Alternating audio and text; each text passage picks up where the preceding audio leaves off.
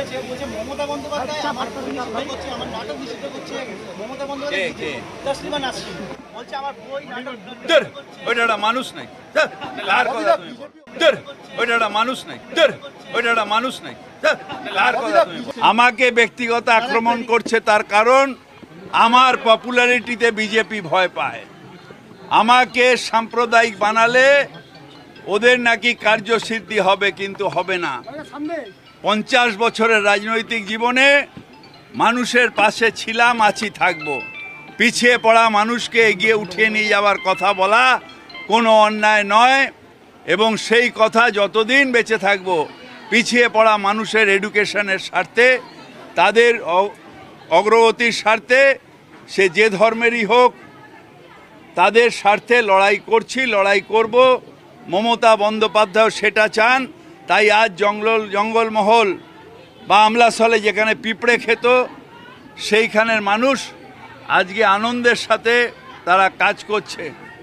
আজকে আর বান্দাওয়ানে মানুষ না খেয়ে মরে না, তার কারণ আমরা মানুষের স্বার্থে থাকি আর ওরা কর্পোরেট নিয়ে রাজনীতি করে। তারা দেশ রক্ষা করতে পারছে না, তার কারণ সবথেকে বড় প্রমাণ, কালকে বলেছি, আবার বলছি, বর্ডারগুলোর থেকে টেরোরিস্ট সহ ইনফ্লুয়েঞ্জারদের ঢুকতে দেওয়ার যে পরিকল্পনা তারা করেছে, তাদের ঢুকিয়ে দাও, এখানে টেরোরিস্ট অ্যাক্টিভিটিস করো, মমতার সরকারকে বদনাম করো। এটা হলো অমিত শাহর মেন কাজ। বাবা সাহেবকে যেমন অপমান করছে, টেরোরিজমটাকে বাড়ানোর চেষ্টা করছে এই বাংলায়। দেখেন, প্রবলেম হচ্ছে যে বিজেপি যে দলিত তাস খেলে, সেটা ভোটের স্বার্থে খেলে। বিজেপি যে তাসই খেলুক, যদি হিন্দু তাসও খেলে সেটা ভোটের স্বার্থে খেলে। কোনো তাস তাদের কাছে নেই, তাদের কাছে একটাই এজেন্ডা, দেশ বেচো, পুঁজিপতিদের টাকা ভরো। এরা দলিতেরও না, হিন্দুরও না, মুসলমানেরও না, কারণ না।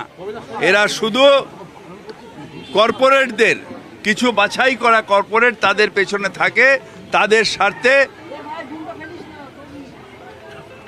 For the corporate, by the corporate, to the corporate, এইটা হচ্ছে বিজেপির পিল্লেম্বরম।